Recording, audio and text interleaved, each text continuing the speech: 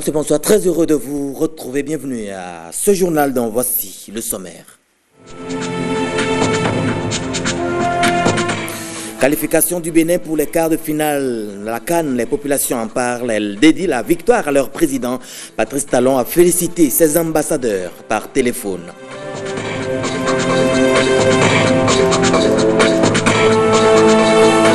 Les personnes du troisième âge dans les préoccupations des députés à l'Assemblée nationale, 2 projets de loi sont votés pour garantir le respect et la protection de leurs droits.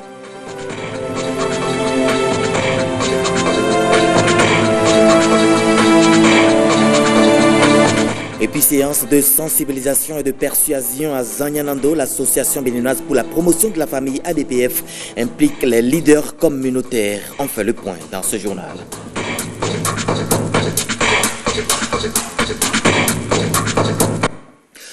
Bonsoir de nouveau, bienvenue dans ce journal. Qui le crut? Qui lui dit? C'est une journée à la Coupe d'Afrique des Nations, une journée à double surprise.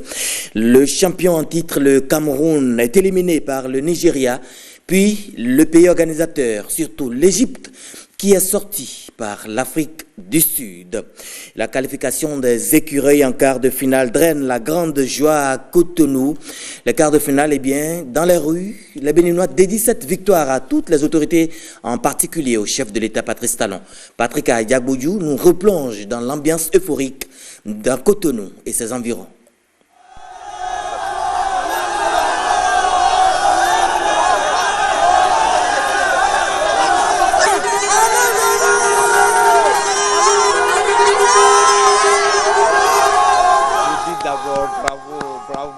Allez les écureuils, toujours les écureuils, encore et encore, toujours plus fort. Je vous avoue que quand il y a la motivation, ça paie toujours. Nous avons vu le même entraîneur ici par le passé, mais qui n'a pas réussi. Aujourd'hui, ce même entraîneur revient, ça veut dire que ce n'était pas sa faute. Il y a quelque chose qui n'avait pas marché. Et ce quelque chose a été corrigé aujourd'hui et on a vu que ce sont les meilleurs. Moi, je dis encore un grand bravo mérité aux jeunes gardiens de but et le jeune Satouné Alagbe. Vraiment, je suis fier et les autorités à tous les niveaux doivent accompagner cette équipe. C'est vrai, c'est à l'actif du président Patrice Talon. Quand j'écoutais tout à l'heure nos braves populations, on dit « Ah, les écureuils ne jouent plus avec des crampons, mais ils jouent avec des talons. » Donc vous comprenez que parce que le travail, la réforme est allée aussi dans le football. Et cette réforme paye vraiment. Et nous avons besoin de la rigueur pour évoluer. Le meilleur reste encore à venir. On n'en a pas fini. Vous allez voir, le Bénin va toujours surprendre. Le Bénin, pour une première fois, quart de finale, ça c'est inédit. Nous sommes là pour terrasser les lions. On attend le 3e lion. Patrice Guillaume Athanase est chanceux. En un mot, il est chanceux. Je vous dis que c'est le président qu'il faut pour le Bénin, Patrice Talon. C'est celui qu'il faut pour le Bénin. Vraiment, moi je suis content de tout ce qu'il fait. Pas Patrice Talon, il a eu la chance. Vraiment, regardez, c'est un chanceux. C'est un chanceux. Vraiment, moi je le félicite beaucoup. Que le bon Dieu lui donne encore la santé et longévité pour qu'il continue. C'est un passionné de foot. Chaque fois que l'équipe nationale progresse, il écrit un mot sur sa page Facebook pour les soutenir. Je le félicite beaucoup pour le soutien qu'il a à l'endroit de l'équipe nationale.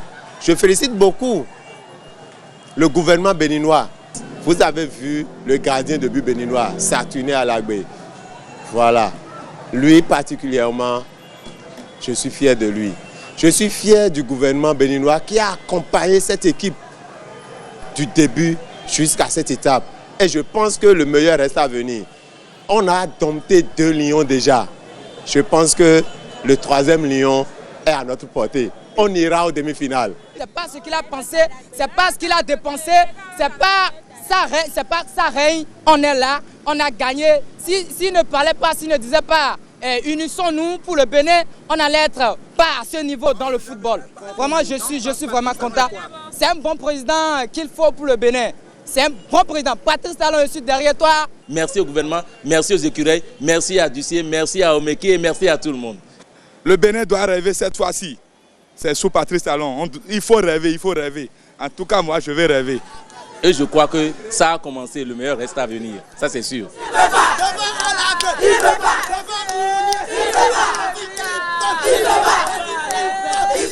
Et parlant justement du chef de l'État après la qualification des écureuils en quart de finale, le président de la République a appelé par téléphone les joueurs. Le chef de l'État, Patrice Talon, a dit sa fierté en ligne avec ses héros pour cet exploit. Je suis en ligne avec les héros. Oui, vous êtes en ligne avec les héros, monsieur le président. Oh, qu'est-ce que je suis fier de vous. Je n'ai qu'une envie, être parmi vous. Prendre un avion tout de suite et puis faire le miracle et arriver à l'instant même avec vous, être parmi vous. Pour vous célébrer. Le Bénin est en joie dans les rues, partout. C'est l'euphorie totale ici à Cotonou, même dans tout le Bénin, je suppose. Je me fais porte-parole de tout le peuple entier pour vous féliciter. Dire combien vous nous donnez de la fierté, du bonheur, de la joie. Que vous êtes en train de révéler le Bénin. J'ai pas de mots, j'ai tremblé pendant tout le match, mais j'étais persuadé que vous allez gagner parce que quand j'ai vu quand le match a démarré, le but que vous avez marqué, j'ai dit c'est fini. Quoi qu'en soit, quoi ce qui va se passer, nous allons gagner ce match. Même quand ils ont eu le penalty, j'ai dit ce penalty, il va l'arrêter. Bon, il l'a pas arrêté, mais il a influencé, il a tellement impressionné le tireur qu'il a mis sur le poteau.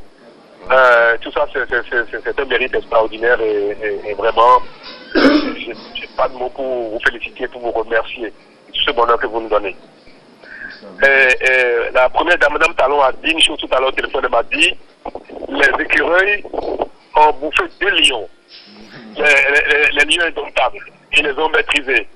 Vous venez de faire tomber les lions de l'Atlas. Alors vous allez faire, il n'y a pas de 203. Vous allez bouffer le 3e lion. N'est-ce pas? En tout cas, vous avez l'énergie du pays entier avec vous. Relâchez-vous, ne soyez pas stressés au prochain match. Vous avez déjà fait quelque chose d'extraordinaire. Le reste, c'est du plaisir. Les acteurs de la victoire, ce sont les joueurs. Au micro d'Hospice Métolier d'Augustin Godou, certains expliquent la motivation et la force qui les ont caractérisés. Où est-ce que vous avez trouvé cette force? Oui, bon, déjà c'est la solidarité du groupe. Donc on savait que dans nos têtes, il fallait vraiment se battre jusqu'au bout. On savait qu'on n'allait rien lâcher. Et jouer une 8e de finale face au Maroc, c'est des matchs comme ça, on kiffe. Donc du coup, vraiment tout donner jusqu'au bout et après, ne rien regretter après. C'est bien préparé dans la tête. Donc du coup, nous on savait, peu importe les équipes qui viennent, nous on essaye d'analyser les matchs, de suivre les conseils du coach. Et voilà, d'essayer de faire de nos mieux pour contrer les équipes qui viennent à nous. La suite, les Béninois ont déjà l'appétit gros. Ils vous attendront en demi-finale. Vous y croyez? C'est le foot, donc à nous de nous battre, mieux nous concentrer comme on le fait déjà. Savourer ce soir et dès demain déjà, recommencer la concentration, se mettre au travail. On a encore du chemin, donc il y a une bonne génération, une bonne ambiance dans le groupe. Ah mon gars, c'est un rêve qui devient réalité au fait. C'est un truc de malade, qui nous arrive là. Et je vous dis, on va continuer jusqu'au bout. Mais on va savourer ça à fond, jusqu'au fond, quoi. Merci. Nous, en interne, on savait qu'on pouvait créer l'exploit. On savait. Et voilà, on garde la tête sur les épaules. Je pense, c'est mon humble avis, que le Maroc et d'autres nations qu'on a jouées nous ont sous-estimés peut-être. Pensant que ça allait être peut-être un peu moins difficile que ça ne l'a été ce soir. Maintenant, voilà, on ne s'arrête pas là. Comme vous dites dans votre question, on ira le plus loin possible, ça c'est clair et net. On n'a pas envie de s'arrêter. Mais voilà, on va prendre les choses match après match, on va respirer, savourer ce soir. C'est important de souffler parce que physiquement ça a été très compliqué, très compliqué. Vous pouvez même pas imaginer sur le terrain comment c'est difficile. Ils nous ont beaucoup fait tourner, beaucoup fait courir. Et voilà, on a fait preuve d'abnégation, de concentration et de réalisme. Donc je remercie.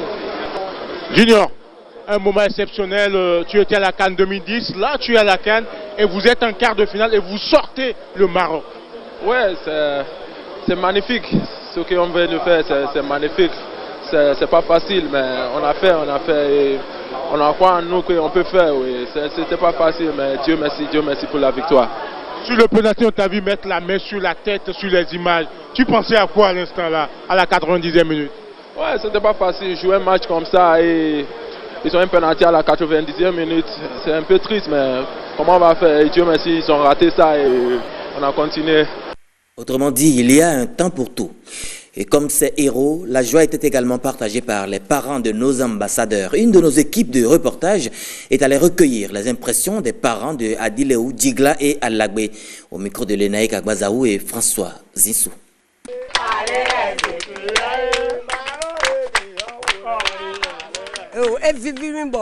Je suis très contente.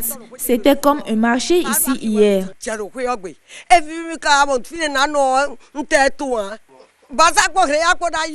Il sera recruté dans de grands clubs.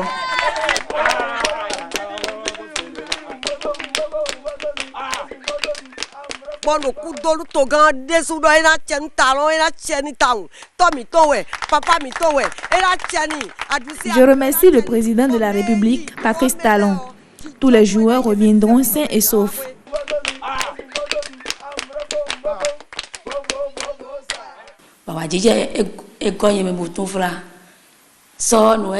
Ma joie est débordante. Ici, hier, à Calavi, c'était l'euphorie générale. Même ambiance dans la maison de son père à Akpakpa de Domaine. Tout le peuple était content, même le chef de l'État. Vu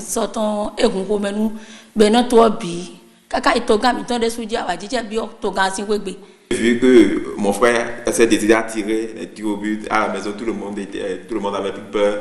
Et il a dit non, il va marquer. Il était en pleine confiance et il monte et il marque le but. J'ai appelé maman et mon téléphone sonnait aussi. Il y avait même des jeunes hommes hier dans le quartier qui étaient venus. Ils ont plein de 150 comme ça de jeunes qui étaient presque nus, qui passaient derrière notre maison et à tout de rôle, ils se prosternaient devant la maison. Donc c'était une joie, c'était une parfaite joie. Dieu va le rehausser davantage au grand bonheur du peuple béninois. Le Bénin va en finale comme ça.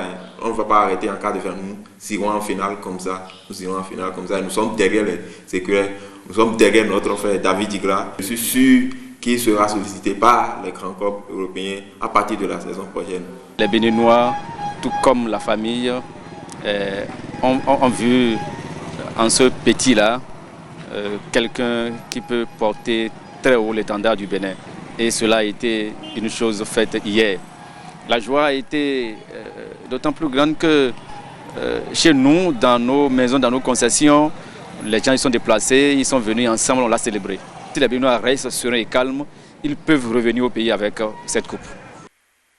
La flamme du patriotisme est ainsi en train de brûler au profit du peuple béninois. L'adrénaline de la qualification magique des écureuils du Bénin pour les quarts de finale monte également dans les rangs des acteurs politiques. Patrick Ayadji, Awa Sherif et Ramatou Lawani ont bravé la nuit du 5 juillet. Voici la moisson qu'ils nous ont ramenée.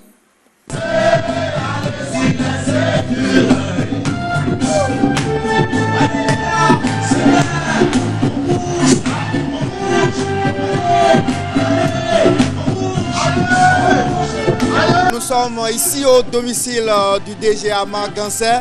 Vous êtes en train de célébrer cette qualification historique. Le conte de fées se poursuit avec les écureuils du Bénin.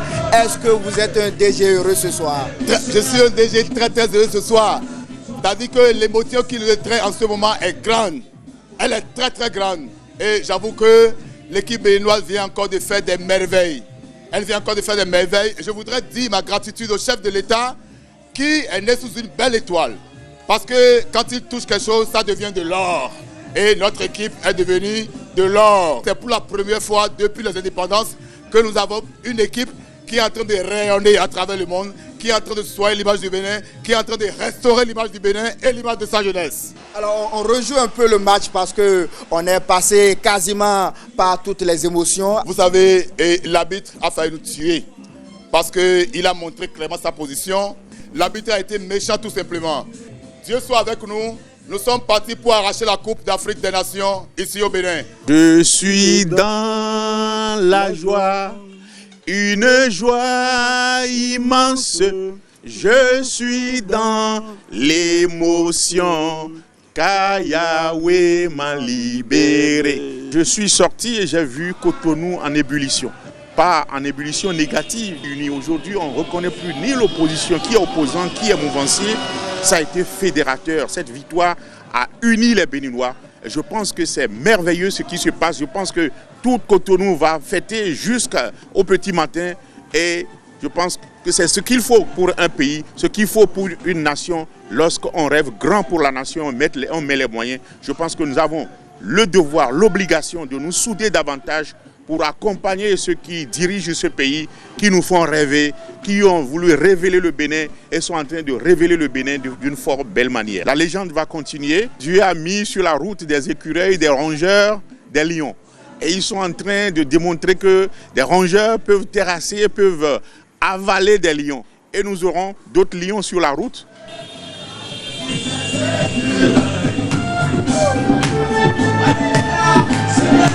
Ah oui, c'est une fête. C'est une fête depuis que le match est terminé. Je suis pas rentré chez moi. Les gens viennent ici et c'est la joie totale. Et vous avez constaté que les Béninoises aiment le football. Ça, le pays est bloqué. Si tu vas dans les restaurants, le penalty là, j'ai dit que ça ne peut pas rentrer dedans. J'ai dit ça. C'est que j'ai foi en Dieu. Et on a prié sur ça. On ne peut pas s'arrêter là. Nous demandons à Dieu, Dieu là, qui était avec nous et qui est encore avec nous, de nous aider. L'exemple du Bénin a été suivi par d'autres pays, notamment le Nigeria, qui a éliminé le pays organisateur, le champion en titre, le Cameroun, mais aussi l'Afrique du Sud qui a sorti le pays organisateur qui est l'Égypte. Personne ne pouvait parier à ces deux sorties. Et puis, c'était une double saveur après la victoire face au Maroc. Le capitaine des Écureuils a également été désigné l'homme du match après la rencontre. On revient ici sur cette folle partie et la stratégie développée par les Écureuils. Il reçoit les félicitations dues à ses prouesses. Félicitations, merci pour la victoire et pour la revue. Merci beaucoup. Merci.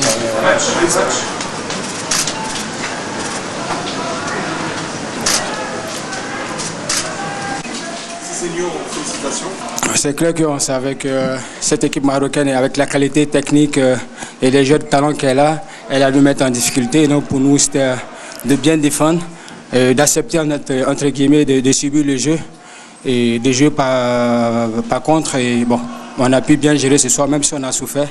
Bon, le plus important, c'est la victoire au bout. Déjà, je m'excuse, mais c'est pas des fautes de gamins. Il faut bien revoir le match et voir s'il y a vraiment carton ou pas. Maintenant, en ce qui concerne, comme je dis, tout le monde était concerné. Il n'y avait pas lieu de parler ni de remobiliser un petit peu la troupe parce qu'on savait qu'on était en difficulté et ça laisse jouer au mental. Et voilà, moi j'ai senti ce soir que mentalement tout le monde était concerné parce qu'on savait que dès le coup de sifflet jusqu'à la fin, on allait souffrir, mais on avait une solution à tester la qualification et c'est ce qu'on a fait et on a su bien faire. Et collectivement, je pense qu'il n'y avait pas grand-chose à reprocher ce soir. Derrière les hommes en liesse, il y avait aussi les femmes. Elles ont un instant oublié leur feuilleton habituel au lendemain de la qualification des Écureuils au quart de finale. Pour vivre la ferveur continue, une équipe de la rédaction s'est rendue au marché d'Antokpa. On les écoute.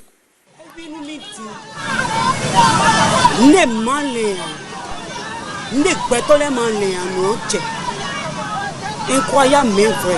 Il y a un ballon fou. Nous avons sorti nous avons dit que c'est formé. Nous disons des pénalty. Bon c'est mon quotidien, mon nom tout. Ah oh Jésus fit accadé. On m'a fait théâtre. Quelqu'un y est tout bon. On grandi et que elle est au ballon grandi. Pour 60 ans, on a enseigné pour vivre nous grandi. Mais nous avons les quand on bat des nidin. Azan ka solo so. Bon ya enseigné bon mais nous ton temps. Bon to gan et lo.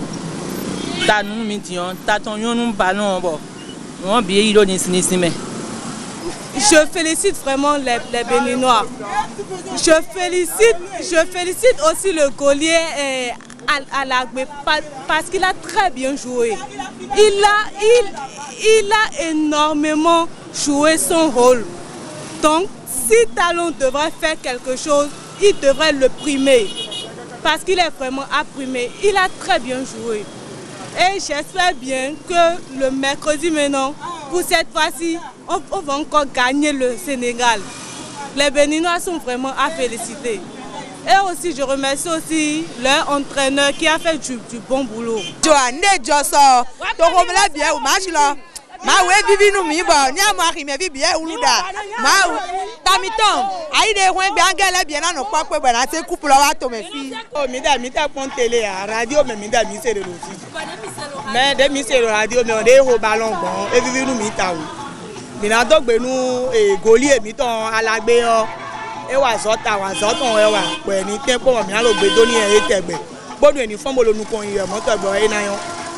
Ah, j'ai brillé jusqu'à 3h du matin quand même.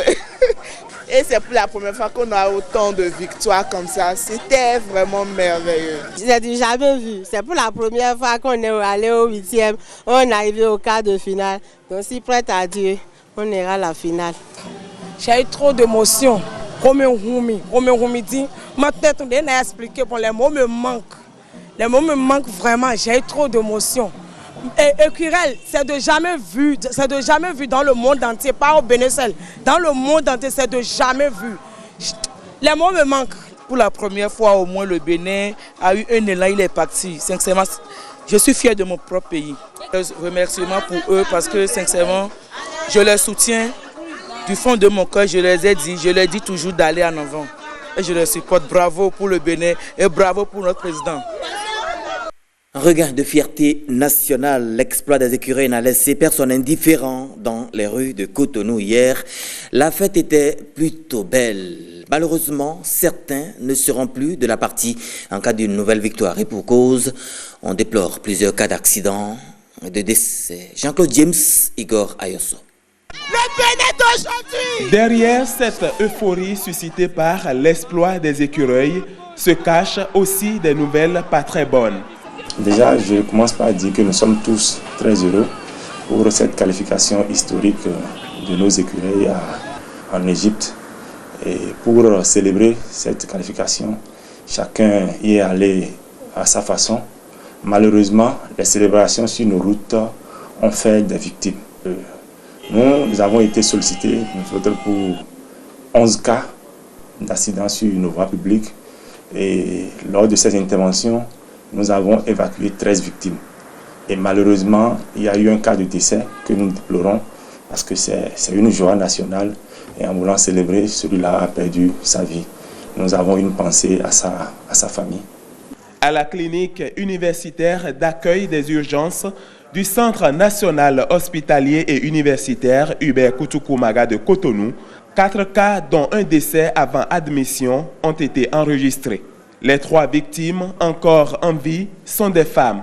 La première présente un traumatisme de face, l'autre un polytraumatisme des pieds et la dernière est dans un état critique. Je profiterai de votre caméra pour dire à nos chères populations que célébrer la victoire de nos écureuils est une chose, mais préserver leur vie en est autre.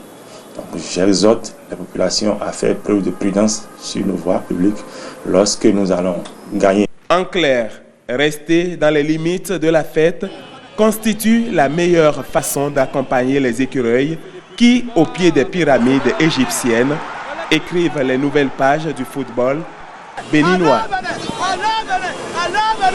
La ferveur était aussi ressentie au-delà de nos frontières. Au Sénégal, la communauté béninoise de Dakar a aussi vibré au rythme de la victoire des écureuils sur le Maroc.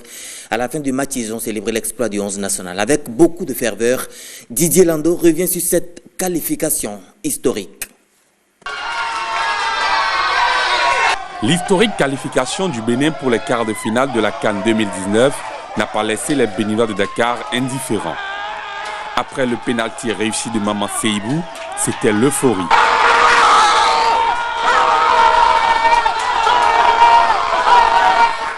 Cette première victoire des écureuils à une CAN, la communauté béninoise de Dakar l'a vécue en compagnie du consul honoraire du Bénin au Sénégal. L'équipe du Bénin mérite d'être félicitée. Ils ont été très vaillants, courageux. C'est le nouveau départ pour le Bénin qui s'annonce à tous les niveaux avec le président Talon. Pour la diaspora béninoise au pays de la Teranga, Cet exploit de l'équipe nationale doit inspirer toute la nation. Cette réussite de cette équipe sert de modèle pour le peuple béninois, le gouvernement béninois, pour que dans l'unité, le pays aille vers le développement. Cette équipe est à féliciter, les joueurs sont à féliciter. Après le stress du match, place à la caravane dans les rues de la capitale sénégalaise.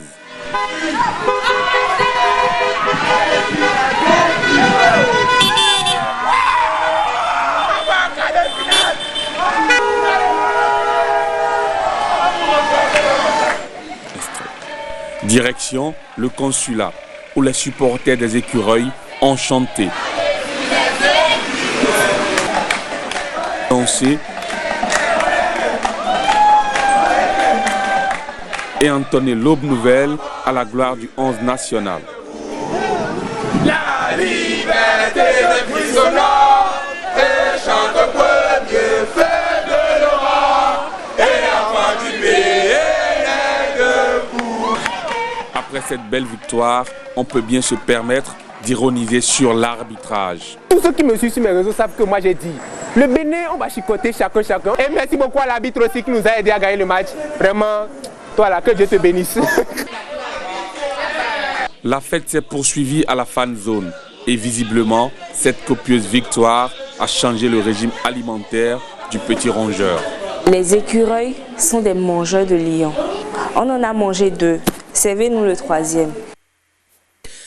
Voilà donc qui vient clôturer les nouvelles sportives de ce journal, tout en vous rappelant que les 2 premiers quarts de finale de la CAN Égypte 2019 sont connus, Bénin, Sénégal et puis Nigeria, Afrique du Sud. Et on souhaite un bon préparatif à nos ambassadeurs. Autre élément de ce journal, grand soulagement pour les Béninois en quête de la souche de leur acte de naissance. Le gouvernement vient de lancer le processus de reconstitution des souches. La phase d'enregistrement des personnes concernées se déroule dans les bureaux d'arrondissement sur toute l'étendue du territoire national. Océane Amoussou. Ils ne se sont pas fait prier pour répondre à l'appel du gouvernement afin de se faire enregistrer. L'opération de reconstitution des actes de naissance sans souche est effective. Elle permettra de pallier les problèmes administratifs des citoyens béninois qui ne disposent pas des souches de leur acte de naissance. À 8 heures déjà, j'étais sur le lieu et sans vous mentir, j'étais vraiment content parce que avant mon arrivée même, il y avait déjà des citoyens qui étaient déjà dans le rang et disciplinés. Depuis hier, le nombre était très intéressant, puis jusque-là, vous-même, vous voyez la queue est très longue, puis on continue le travail. J'ai entendu à la télé qu'on fait des enregistrements pour recevoir des sources. C'est pourquoi je suis venu. Dans la mise en œuvre de cette opération, les agents déployés sont confrontés à plusieurs difficultés. Les gens ne sont pas informés. C'est pourquoi il n'y a pas eu beaucoup de citoyens qui sortent. Parce que je sais que ce problème, beaucoup de Béninois ont ce problème. Mais jusqu'aujourd'hui, ça fait le second jour, mais l'attente n'est pas encore ça. Les gens ont supposé qu'il n'y aura pas d'influence sur le terrain. Et dans tous les arrondissements, ils n'ont placé qu'une seule personne pour faire l'enregistrement. Dans tout le Bénin, dans chaque arrondissement, il n'y a qu'une seule personne pour enregistrer. Donc c'est ça qui a fait qu'on a de sérieux problèmes. L'opération de reconstitution des actes de naissance sans souche ne prend en compte que des personnes enregistrées dans la base de données du RAVIP, recensement à vocation d'identification de la population. Elle est effective sur toute l'étendue du territoire béninois et prend fin le 17 juillet 2019. Prenons à présent la direction de l'Assemblée nationale où le Parlement a adopté à la faveur de la plénière de ce jeudi 2 projets de loi dont l'une est destinée à garantir davantage le respect et la protection des droits des personnes âgées, les personnes du 3e âge précisément. Que faut-il donc retenir de cette plénière? Guillaume Avier nous parle plutôt d'une bonne nouvelle. Une bonne nouvelle certainement pour les personnes du 3e âge. Le Parlement a adopté en sa plénière de ce jeudi, cela à l'unanimité, l'autorisation de ratification du protocole relatif à la Charte africaine des droits de l'homme et des peuples relatif aux droits des personnes âgées. Un protocole adopté par l'Union africaine à Addis Abeba en Éthiopie le 31 janvier 2016. Une loi qui garantit plus de protection et de respect aux personnes âgées sur le continent face aux changements sociétaux du fait de la rencontre des civilisations. La vieillesse n'épargne personne. Le protocole à ratifier nous protégera tous. Je crois que nous avons intérêt à ratifier ce protocole. Je me préoccupe du sort qui est fait aux retraités fatigués, malades, à qui on demande de se présenter au trésor pour qu'on vérifie s'ils sont toujours en vie. Je suggérerais que le ministère des Affaires sociales et de la microfinance plaide auprès du ministère des Finances pour que cette situation soit corrigée, qu'on trouve un autre mécanisme de vérification de vie, de l'existence de ces retraités qui sont malades, pour ne pas leur offrir ce spectacle que nous voyons chaque fois qu'on demande. Est-ce qu'il y a un programme de construction de maisons de retraite? Parce que si nous ne faisons pas tout pour que désormais on ait des structures pour les personnes âgées, je crois que même si on vote cette loi, ça ne serait pas quelque chose d'important. Est-ce qu'il ne faut pas créer de structures spéciales pour que si ces personnes âgées tombent malades, au lieu de les confondre à tous les autres patients, on peut dire à partir de tel âge, cette personne devait être admise ici et traitée ici. Autant de préoccupations auxquelles le gouvernement tente quelques réponses. Dans nos coutumes africaines encore et béninoises, nous aimons avoir nos parents avec nous. Et c'est pour le futur que nous envisageons. Pour le moment, ce qui est prévu dans le PAG, c'est des centres d'intégration et d'épanouissement des personnes âgées, leur permettre dans une localité de se regrouper, d'échanger entre elles, de soulager ceux qui s'occupent de ces personnes-là à domicile et le soir venu, ils peuvent retourner au moins dans leur maison. L'État travaille surtout à permettre au grand nombre de ses citoyens à atteindre le 3e âge, assure donc le gouvernement. Une assertion qui a aussi peut-être convaincu les députés à adopter à l'unanimité le projet de loi portant autorisation de ratification de la Convention des Nations Unies sur le contrat de transport de marchandises effectué entièrement ou partiellement par la mer. Une convention adoptée par l'ONU lors de sa session annuelle du 11 décembre 2008 à New York, aux États-Unis d'Amérique. Le texte prévoit une harmonisation et un établissement de règles uniformes au niveau des États pour faciliter et sécuriser les opérations de transport de marchandises entièrement ou partiellement via la mer. Une convention qui semble avoir pris en compte les innovations intervenues dans ce secteur des transports. Aujourd'hui, nous avons des ports secs. Si un importateur nigérien commande des produits et dit qu'il veut recevoir son produit à Parakou, le transport maritime apporte le produit à Cotonou, mais de Cotonou à Parakou, c'est par voie terrestre. C'est ça le transport multimodal. Ça associe à la fois le transport maritime et le transport terrestre. C'est des évolutions qui sont intervenues. Les documents électroniques de transport, aujourd'hui, c'est une réalité. Ce n'était pas une réalité avant. Cette convention prend en compte ces nouveaux éléments. La Convention des Nations Unies sur le contrat de transport de marchandises, effectué entièrement ou partiellement par la mer, a le mérite, selon l'exécutif, de fédérer la Convention de l'Haye du 1924 sur la responsabilité des armateurs et celle de Hambourg de 1978 relative au transport de marchandises par la mer. Merci à vous Guillaume Avienou. L'association béninoise pour la promotion de la famille implique les leaders communautaires dans la sensibilisation en faveur de la planification familiale. La séance d'échange et de persuasion entre les deux parties a eu lieu à Agoni-Rwebo dans la commune de Zanyanado. Bertin Adimi et Giscard Rakovi nous indiquent ce qu'il faut comprendre par la planification familiale. La planification familiale. Le thème n'est pas nouveau. Il n'est pas non plus inconnu des leaders communautaires. Juste une reprécision pour faciliter une compréhension commune ainsi que l'adoption de nouveaux comportements en vue de sa promotion. Traditionnellement, la planification familiale est déjà dans nos mœurs, dans nos habitudes. Mais aujourd'hui, tout est foulé aux pieds. Or, il ne sert à rien de mettre au monde des enfants. Non, ce n'est plus ça. Faire des enfants quand on le désire et pouvoir convenablement prendre en charge leur éducation, quoi de plus responsable? Dans le contexte actuel où les jeunes filles sont de plus en plus exposées aux phénomènes de grossesse non désirée et des infections sexuellement transmissibles, un changement de paradigme s'impose. En 2016, nous avons enregistré plus de 110 jeunes filles tombées enceintes dans nos collèges. Donc cette opportunité d'échange, je pense que c'est un tremplin. Et je voudrais qu'en quittant ici, ceux qui ne sont pas venus aient l'information.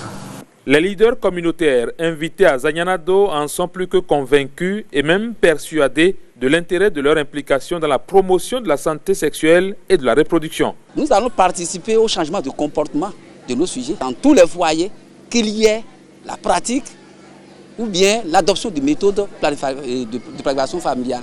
C'est le rôle que nous allons jouer dans les familles, dans les collectivités et dans nos royautés.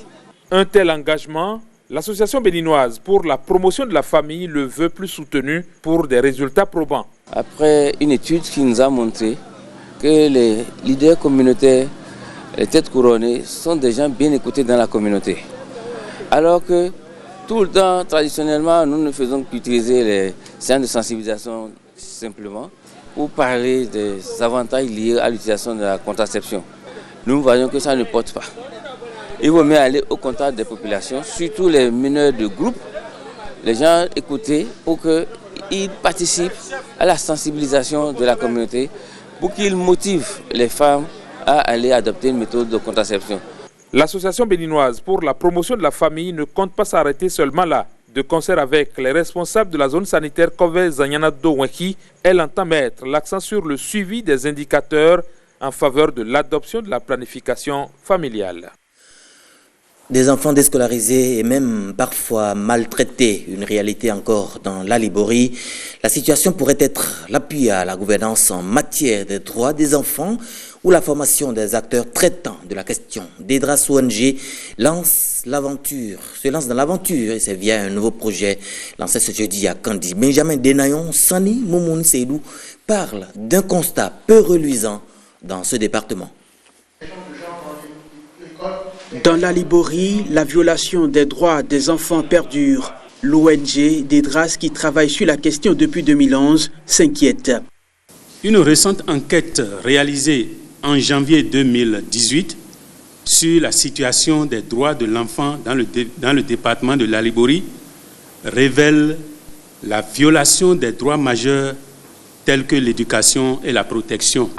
Le projet d'appui à la gouvernance et au renforcement des capacités pour la protection des enfants va promouvoir un environnement protecteur et l'égalité genre avec l'aide de son partenaire. La tâche reste immense. Les mots ont besoin d'être soignés à leurs racines même, c'est-à-dire au sein des familles, des communautés, des valeurs sociales, culturelles et économiques, mais aussi et surtout au niveau de la gouvernance et des capacités des mécanismes locaux de protection de l'enfant qui ont besoin d'être soutenus et renforcés. La bus deviendra vraiment l'arbre et pour des raisons de futur. Ce projet est la troisième phase d'un programme de Dédras. L'organisation intensifie les actions pour l'amélioration de la gouvernance du secteur de la protection des enfants. La préfecture de Kandi ne ménagera aucun effort, Madame la représentante régionale, dans ce sens.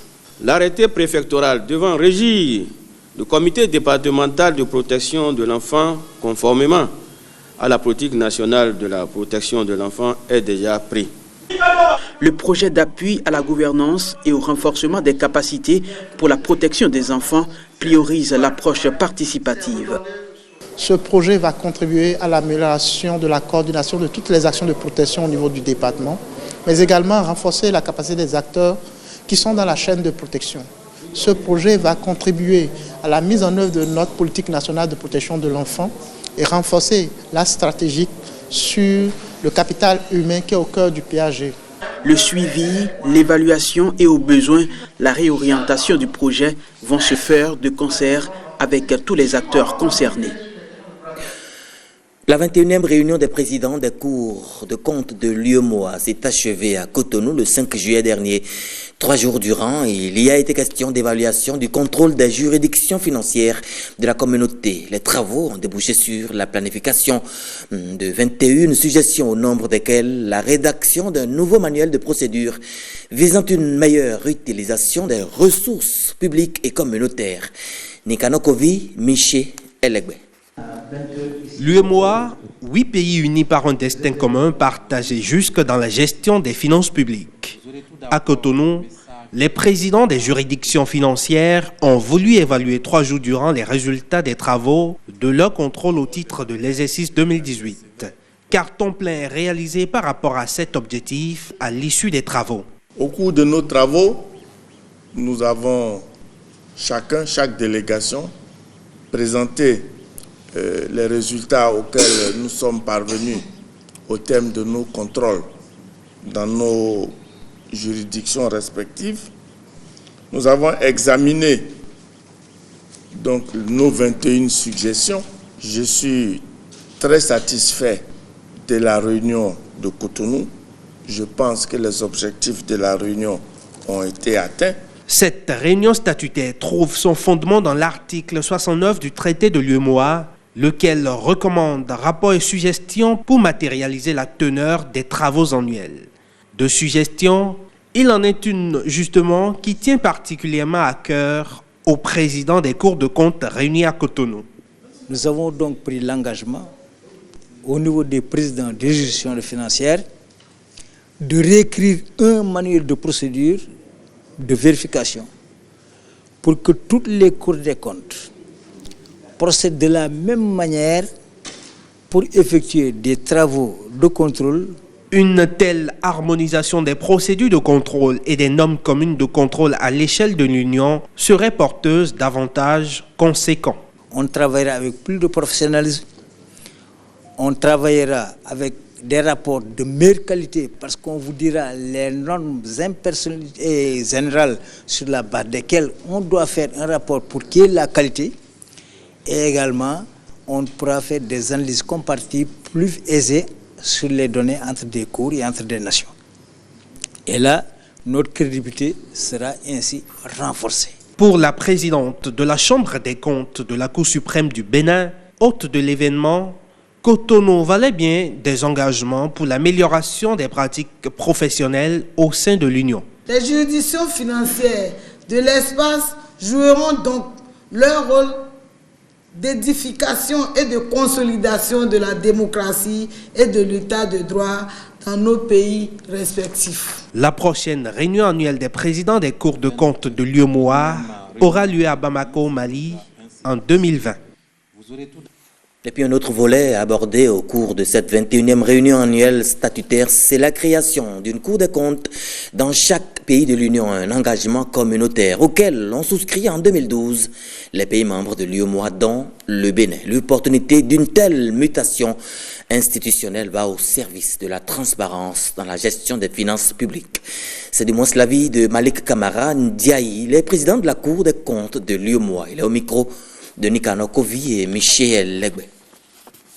Maintenant, vous avez une chambre des comptes à la Cour suprême du Bénin.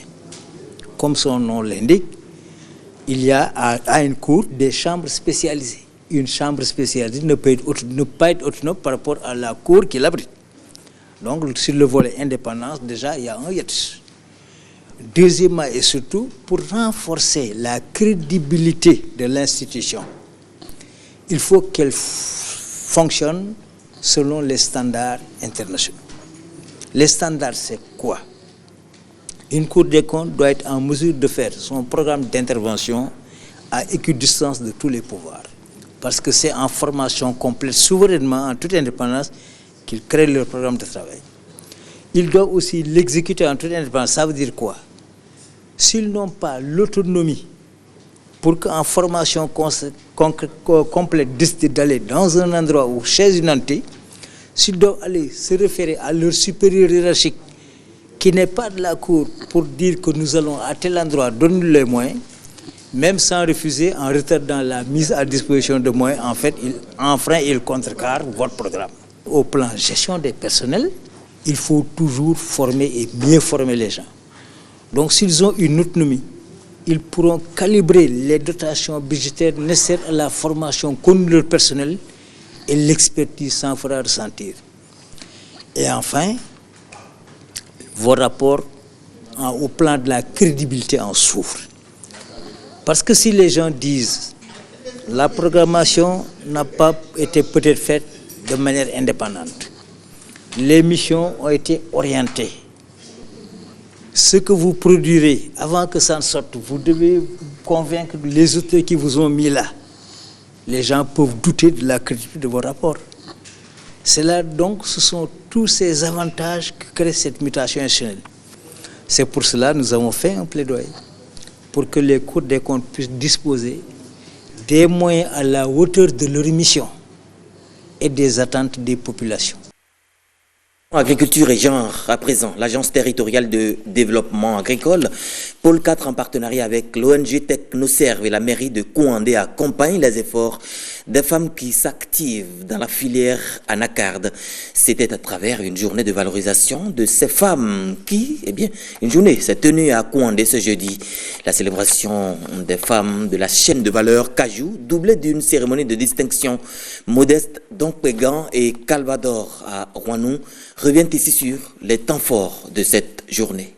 Deux moments forts ont marqué cette journée de valorisation des efforts de la femme dans la filière anacarde à l'hôtel de ville de Kouandé. D'abord, la cérémonie d'hommage aux femmes actives dans la chaîne de valeur Cajou. Il s'est agi dans un premier temps de la présentation des différents rôles de la femme dans la production et l'exploitation de l'anacarde. Les femmes ont des responsabilités dans la cueillette et s'occupent particulièrement du séchage et des tâches y afférentes, à savoir le semis et la récolte des cultures associées aux plantations, notamment la production vivrière. Elles participent aux activités en indépendant dans leur propre exploitation ou au sein de l'exploitation familiale, à savoir les champs de leur mari, qu'elles soient ou non rémunérées. Très peu d'entre elles sont détentrices de grandes exploitations. Les meilleures pratiques en termes d'accès équitable des femmes aux facteurs de production ont également été célébrées. À ce chapitre, les communes de Basila et de Kouandé ont été distinguées. Ici à Kouandé, nous avons aussi des femmes qui sont détentrices de plantations, de grandes plantations, sans oublier que les plantations domaniales, les ex-plantations domaniales, que nous avons bénéficié de l'administration forestière, sont également mises à la disposition des femmes qui les exploitent, qui les entretiennent et qui récoltent les produits. La cérémonie de distinction s'est ensuite étendue aux femmes qui se sont le plus illustrées dans la production de l'anacarde. L'autre moment fort de la journée a été la cérémonie de remise officielle par Bénin Cajou de matériel de visibilité à la Fédération nationale des pépiniéristes d'anacardiers certifiés FENAPAC Bénin. La visibilité leur permet de donner l'information tant au niveau de toutes les communes couvertes par la zone de production, mais également au niveau des utilisateurs pour qu'ils sachent que dans telle commune, nous avons tel pépiniériste ou dans telle région, nous avons telle coopérative ou au niveau national, nous avons la fédération nationale qui, du point de vue de l'engagement et de la confiance qui doit exister entre les utilisateurs et eux, se trouvent rassurés et savent quel est le point de contact, à qui se référer pour pouvoir s'assurer que ce matériel est d'importance. En assurant cette communication, on leur évite toute usurpation d'un titre de pépiniériste, alors que du point de vue de la structuration, eux, ils ne sont pas concernés, ils ne sont pas informés. Donc, en ayant un outil de communication, ça facilite d'une part cette traçabilité du matériel utilisé par les utilisateurs, par les planteurs, et de l'autre côté, ça leur permet aussi de faire la promotion de leur activité, parce que plus les utilisateurs les connaissent, plus ils ont la possibilité d'écouler le produit de leur activité. La foire des produits agricoles du terroir et ceux issus de la transformation de la noix de cajou a mis fin à la journée. Cette filière anacarde contribue, vous le savez très bien, au commerce intérieur. Et puisque nous parlons commerce, restons-y avec cette interrogation. Comment donner des rudiments nécessaires aux étudiants de la gestion d'une entreprise? C'est la raison fondamentale d'une conférence organisée par la Direction générale du commerce. Thème choisi de l'amphi à l'entrepreneuriat et les clés du succès. La séance s'est déroulée ce vendredi à l'ENEAM à Cotonou. Gilles Dansou, Brice Thibozo. Ils sont pour la plupart en fin de formation. Ces étudiants de l'ENEAM, École nationale d'économie appliquée et de management. Des notions essentielles d'entrepreneuriat leur sont enseignées au cours de cette conférence. Une conférence riche en démonstrations et conduite par le directeur général du commerce. Ces apprenants sont désormais mieux aguerris dans le domaine de la création d'entreprises. J'ai pris beaucoup de notes parce qu'à l'avenir, je compte vraiment créer une entreprise. Et comme l'a dit le directeur tout à l'heure, durant tout notre cursus, on n'a pas vraiment eu une telle formation, un tel cours sur l'entrepreneuriat. Et donc, il vient de bien détailler les 10 clés qui vont nous permettre de bien créer notre entreprise et de tenir jusqu'au bout. En plus de ça, il nous a également donné les 7 freins qui pourront nous retenir à l'avenir. Je retiens plein de trucs de cette conférence. D'abord, ils nous ont parlé de l'amphi à l'entrepreneuriat. Comment faire la transition de la vie d'étudiant à l'entrepreneuriat. C'est vraiment important. Nous nous engageons dans une vie d'entrepreneuriat. Comment il faut se comporter, quels sont les atouts que nous devons avoir. La Direction générale du commerce apporte ainsi un plus à ces étudiants qui sont bien intéressés par le sujet. La clé la plus importante sur laquelle nous avons beaucoup échangé, c'est de savoir choisir son activité. Parce que les jeunes, quand ils voient des gens faire, ils se lancent, eux-mêmes veulent faire la même chose que les autres. Alors qu'en réalité, avant de commencer une activité, il faut s'assurer que l'activité répond à un besoin qui est exprimé. Et c'est à cause de ce besoin que vous vous installez et non à cause de ce que les autres font à côté de vous. Entreprendre pour réussir, telle est la notion fondamentale à retenir. Pendant que ces étudiants s'intéressent au commerce, d'autres sont plutôt moulés dans des activités du domaine des transports. Et à ce sujet, nous nous intéressons à la fin de la formation organisée à l'endroit des différents intervenants de la chaîne de transport maritime international. Démarré ce mardi 2 juillet, c'est ce vendredi 5 que le Conseil national des chargeurs du Bénin CNCB a mis un terme à cette séance du donner et du recevoir. Michel Legbe et Estelle Dokponou pour plus de détails. Dans cette salle, agents maritimes, transitaires, transporteurs routiers, pour ne citer que ceux-là, reçoivent des mails du directeur général du CNCB leur attestation de fin de formation. Ils ont acquis de nouvelles connaissances sur les obligations et responsabilités des intervenants de la chaîne de transport international. En 4 jours d'apprentissage, il en résulte de riches échanges. Au cours de cette session de formation, vous avez échangé sur le concept du transport maritime international, les intervenants d'une chaîne de transport maritime, les rôles des différents intervenants, la responsabilité de chaque acteur, les limites de responsabilité de divers intervenants, les obligations de chaque intervenant. À présent, vous êtes certainement désormais suffisamment outillés pour parler de la chaîne des transports maritimes international, obligations et responsabilités des intervenants. Chacun, à partir de ce coup-là, connaît le rôle qu'il doit jouer, ses responsabilités, les limites de ses responsabilités. Et c'est ce qui a été fait en 4 demi-journées. 3 modules au cœur de cette séance de formation. Le commerce international de marchandises, le transport maritime des marchandises et les obligations et responsabilités des intervenants de la chaîne de transport maritime. À terme, les participants se disent satisfaits. Ces 4 jours d'échange ont été vraiment très intéressants et nous disons par ce canal un grand merci et nous demandons au CNCB de continuer dans leur marche et ça va nous aider également à rendre plus compétitif notre port. En organisant la présente formation, le Conseil national des chargeurs du Bénin, CNCB, vise un objectif précis, contribuer à l'amélioration de la qualification et au renforcement des capacités du personnel des entreprises portuaires, paraportuaires et même celles des secteurs connexes. Madame, Monsieur, amis téléspectateurs, ce journal est à présent terminé. Merci de l'avoir suivi, mais avant de partir, nous vous invitons à partager avec nous cette citation de Léonard de Vinci. C'est un poète italien qui dit ceci. Nous citons « Tout obstacle renforce la détermination. Celui qui s'est fixé un but n'en change pas. » Fin de citation.